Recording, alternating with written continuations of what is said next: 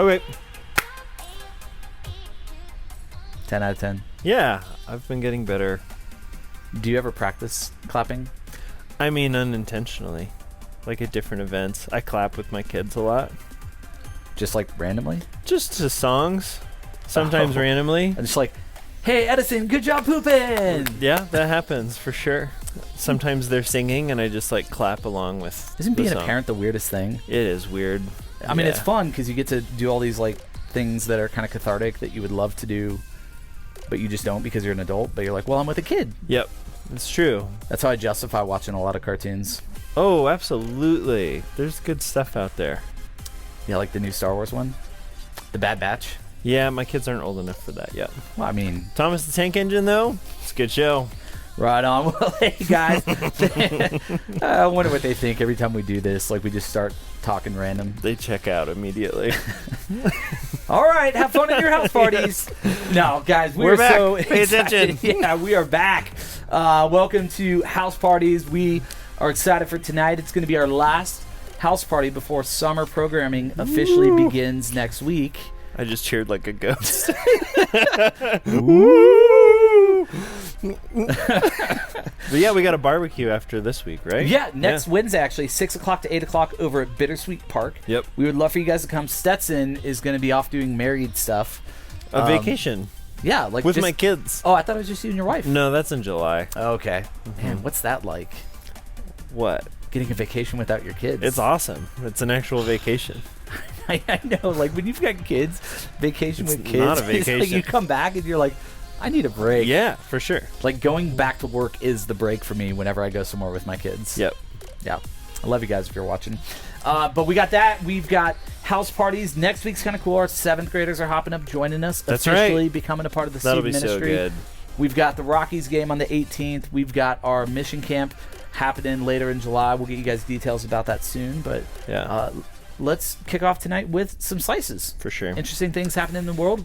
What do you got? Yeah, so North Korea, if you don't know anything about North Korea, it is a, I don't know the official government form that they are. It's communism, isn't it?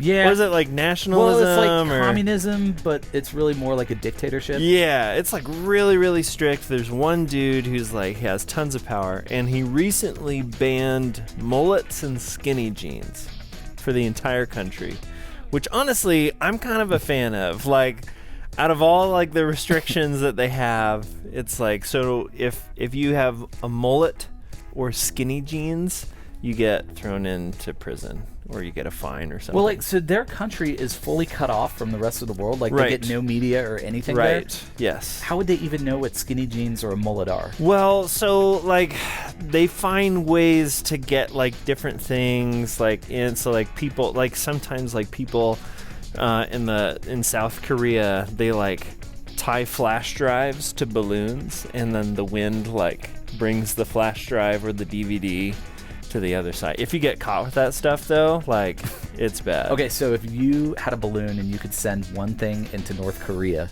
what would it be? Oh, that's a good question. I need to think about that. I'll randomly tell you what it is at some point during this movie, but I really need to think about that. Okay. Awesome. Well, don't go to North Korea, guys. And don't have a mullet. Actually, Dennis Rodman used to go to North Korea all Yeah, the time. It yeah. was Kim Jong-un. He's been like the most successful American ambassador to North Korea. I know. It's like Dennis Rodman. It's like because Kim Jong-un apparently went to school here in America. Oh, really? Yeah, he got snuck in here to do school, and now he's the right. dictator of North Korea. Right on. Can you imagine like being college roommates with him and being like, my old roommate is now a dictator? No. Good times. Yep. All right, so for me, mine comes out of Barcelona. I think is how you say it, Barcelona. Yep. So, and this one's actually kind of sad, but I saw it and I just thought to myself, I'm like, how does this happen? Because death is involved. You ever been to like one of those big giant like dinosaur kind of parks where they have like the fake dinosaurs you can kind of climb up in and kind of look around? No. All right, I've been to one in California. Well, they've got one in Barcelona. And there was a father and a son who were there, and they were by the foot of one of these like giant brontosaurus-type dinosaurs. Mm-hmm. And they noticed like this really, really terrible smell coming out of the leg of the dinosaur.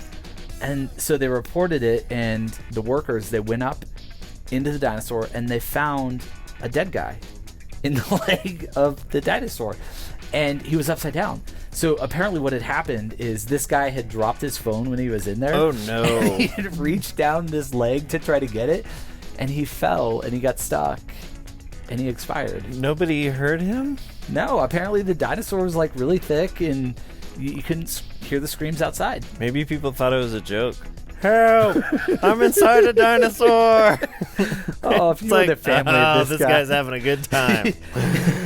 But like, yeah, like the guy legitimately, like, can you imagine that funeral though? Like if you're there and you're just like, or just, it's like, you ever read the Darwin Awards? Yeah. Oh, we got to start sharing with you guys some Darwin Awards. Like, yeah, it's kind of a dark twist on slices, but well, it's something happening in pop culture right now. You could call it slashes instead of slices. But like, man, like, it's not like he had cancer or anything like that. It's like, what? He fell into a dinosaur. It's like, what year are we living in? 6000 BC? Help! Can anybody hear me? Man, that's dark. That's like, I would actually love to go to that wedding with you, knowing your sense funeral? of humor. Yeah. Oh yeah, funeral. Yeah. I don't know why I said wedding. But yeah, we would have a funeral, good time. We would have to sit in the back. The things that you would say. Yeah. Because I've been to a funeral with you before, and some of the things you've whispered to me have been. There's a lot of material there. It's how I grieve. I grieve through humor. It's really inappropriate. Yeah. It's not something I'm super proud of. I'm proud of it. All right. I think it's amazing. Great. Well, you appreciate it, but not everyone would, so I limited it to a few. Anyway, let's move on. Moving on. Well, come back. If you checked out, come back. Like last week, we wrapped up our series on Jesus Is, and tonight we just kind of wanted to have a one-off conversation before we start talking about some stuff over the course of the summer that we really want to dive into with you guys. But for me, just to set a little context, last week I went on this retreat. There were like 20 of us from all over the country who gathered together up in Estes Park, and the whole purpose of this retreat, and we're going to be together for the next 3 years, is to get to this place where we could actually find rhythm and balance in our life. Yep. Because the reality is, like, so many of us are living just lives of chaos, and with chaos typically comes brokenness and heartache and exhaustion and really just not a whole lot of joy. And so like the whole purpose of this thing is like, all right, we're going to help you guys find rhythm and balance in your life. We're going to help you prioritize things that matter from things that don't, just so that you could live as God intended you to actually be able to live, right? As a husband, as a father, as a pastor, as a friend.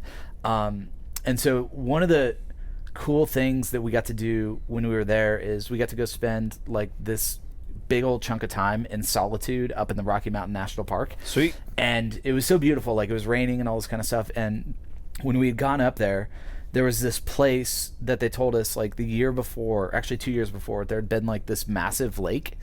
So where we were, there's like a river kind of running through it. But apparently what had happened is these beavers had built this dam a couple years ago. Can you say that word? Yeah, I could say that. Dam. You thought of your thing yet? Nope, No, not yet. So these beavers had built this dam at the river, and basically had shut off like all this water flow, and like it was like this massive lake that was up there, and Those beavers. it was cool. The next year they went up, the lake was gone, the dam was gone, and so when they were leaving, they talked to the park ranger about it. Said, "Hey, like, why did you get rid? Like, what happened here? Like, where did this lake go? Like, we loved it. We had all these plans to go to it." And the ranger told him, like, we blew the dam up. Or we just put some dynamite in there and we blew it up. And they're like, why would you do that? And the rangers went on to tell them about how when this dam was up there, right, this thing the beavers had built, it cut off the water flow going down, which was actually really problematic for a lot of the other plants and the animals that were down there that actually survived off of this stuff. Yeah. And so this dam, it was actually keeping this good thing from happening. And I've actually spent a lot of time thinking about that, just kind of that imagery of like, hey, you've got like this river going and like, you know, brings all this kind of life, but then something happens and it kind of dams the river up. And I started like applying that to my life, going like, man, like, okay, how is that happening in me? Right? Like, because God, you're flowing through me, you're doing something in me, you want to do something through me. And yet sometimes there are these things that happen in my life, or these things that I do, these things that like are just a part of my life that kind of dam up this work that God is doing in me. Yep. And so instead of having like this life-giving river flowing through me, it just becomes a bunch of stale, muddy water. And I don't know, like, I feel like maybe you guys experience that too, and maybe it's time to blow a dam up. Yeah. Man, I wish we could. That'd be awesome. I wish we could say, all right, so your leaders have some dynamite, and there's a van outside. We've built a dam, and we're going to blow it up. Yeah, so I don't know. Like, am I alone in that? No, not at all. But I think what you're talking about is tricky because we don't realize that until someone else brings it up, usually. Or things get really, really, really bad. But I think what you shared is like a really good picture to help us kind of wrap our minds around that. Yeah, and we kind of figured, hey, summer is here. Like, we all have a bunch more margin in our life. Yep. We've got a bunch more time. Yep. What better thing to do than heading into summer than to actually take some time to evaluate what's actually going on in our hearts? Like, what's actually going on in our lives? Like, what are the things that are keeping us from experiencing who Jesus has called us to be and that joy that he's actually invited us into? Yeah. And then what can we do to begin to blow that stuff up? Yeah. So right off the bat, I could think of a few things that the dam could be. It could be fear.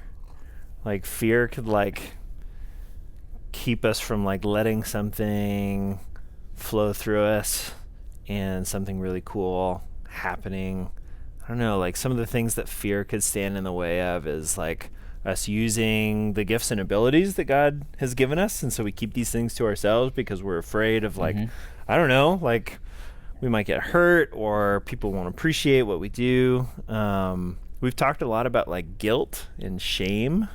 Like, that can be this really big thing, and maybe the thing that's being dammed up is just, like, allowing ourselves to experience God's love. Or even expectations. Sure. Right? Maybe parents or coaches or teachers have expectations of us, or maybe we've even got them ourselves. And so we keep trying to live up to what other people have told us we need to do, and we never actually explore some of the things that we want to do. Yep. Yeah. A big one for me, honestly, is, like, comfort. Like, if I get, like, comfortable and I'm like, oh, like, things are good, I don't really want to rock the boat, like, I don't, like, and I guess what could be damming up in that sense is just, like, really healthy change or, like, new experiences or new things or new friendships. But it's just like, no, I've got my routine, I'm going to stick with it, like, don't introduce anything new into the system. Yeah. But it, like, blocks a bunch of stuff up. You know, this imagery of, like a flowing river, which I'm sure you guys have seen before, or like a dammed up river, which have you ever seen what a beaver does? It can be And if you've never seen a river, you need to get out more. But, like, those are actually... Just look it up on YouTube. It's going to blow your mind. I know. If you've never seen a river before, that's disappointing. Yeah. But those are actually biblical images. Like, in the Bible, like, Jesus always talks about how the Spirit of God is going to be like this river flowing through us. And that's like this idea of, like, healthy spirituality where it's, like, vibrant, it's life-giving. Like, so if you have ever been to a river, if you haven't, just Google it. I mean, man, there's all kinds of life. You got, like, fish everywhere. You've got all these little critters who come up and eat there. You've got all kinds of plant and vegetation. And then compare that to, like, a pond that's just covered in, like, algae that has no water coming in, no water going out. It's, like, gross. You got all, like, the gnats just kind of flying around all over there. And the thing that Jesus always invites us to is, like, to experience the river flowing through us. And the way we go, like, the Bible even talks about it. It's like, hey, you want this? Like, it's in John 7. It's just like, just say, like, Lord, I'm thirsty. Like, I want this. Like, I'm coming to you. Like, would you do this new thing? And so for the course of the summer, like, this is going to be something that we're going to be leaning into in our time together. Not only here as we have our conversation, but with you guys in your conversations, because we want that for you. Right? There are too many people who walk away from Christianity because they go, well, it really didn't do anything for me. Right? It really didn't make a difference in my life. And I think that's because they never really fully experienced what it should be or what it could be. And so we're going to break into house parties here in a little bit because we wanted to make this a little shorter to give you guys a little extra time to be able to talk about this. But I think the topic of conversation tonight in our groups is this: is like, what do we got to start doing to blow some of this stuff up? Yeah. And then 2, maybe even begin to identify what some of those things are, right? I think you gave us a good list. Sure. But in terms of beginning to dismantle that dam, like, what are some practical things that maybe they could think about as they begin to wrestle with this as a community? Yeah, and I think an important piece in that question is recognizing if we try to take the dam apart ourselves, if not impossible, it's incredibly, incredibly difficult. What's really important is for us to invite God to like give insight into, like, okay, what's blocking up our life right now? Can you help me take this apart? Yep. Because oftentimes we're the beavers in this scenario. Like, not only are we the victims of this, but we're also like the cause at the same time. So just getting outside help of like, God, like, here's the state of things. Like, can you hand me some dynamite? Well, and then also too, like, your leaders in your house parties, they might have some dynamite for you tonight. For sure. Yeah. But Not like, literal, unfortunately. Not literal, but metaphorical. I wish. Because there's something about community, right? Like, people see our blind spots. Stetson has done this with me all the time, where he's like, "Hey, have you thought about this?" And I'm like, "Crap! Like, I wasn't even aware that was an issue in my life." I've never had to do it with him because obviously he's perfect. That's not true. That's not true. Your perspective is different from mine, and it like. But there's something cool that happens when we go to God, when we go to other people, and then when we seek Him on our own and say, "Okay, like, Lord, what do you want to do?" Because, like, I know this, when we do that, right, when we have this honest and earnest desire to actually experience that living water, right, that fresh vibrancy of life, God honors that. Like, I've never been in a position where I've like actually sought that with all of my heart for God to just say, "No, the dam stays." Yep, for sure. Like, He always blows it up. Yep, that's awesome. Cool. So we've got some questions for you guys in your groups. Hopefully your leaders have read those and prepared. If not, shame on who? Stetson? Me? Their family? Jesus. Shame on Jesus? Just kidding. You used to say that all the time. Be like, shame on your family. Shame on your family. Yeah. Shame to your entire family. Yes. Shame on them. But for real, they've got some questions. We'd love for you guys to Yep. spend some time talking about it, processing it. Yeah. And if we could encourage you, like, don't give the churchy Jesus answers. Oh yeah, those are dumb. Yeah. Don't give like the surface level, like, and even if you're like guys and girls and you guys got to break up to have this conversation, Sure. like, feel free to do that. Like, Sure. the hope is that you guys actually grow. So do whatever it takes to create that space and that place for you guys to have some honest conversation. Yeah. Because honest conversation is what leads to honest growth. Yep. Cool. That's good. Awesome. So we're gonna hand it off, or do you have something else? I just know what I would send into North Korea on balloons. Oh yeah, what would you do? It would be that plant with the googly eyes on it. Bring it out. Come on. Like they just see it coming. And it's in the wind. It's like waving. It's like, what is this? We wanted a DVD. Get a little recording in there of like, I'm in the dinosaur. All right, that's going to do it for us. Have fun in your groups, guys.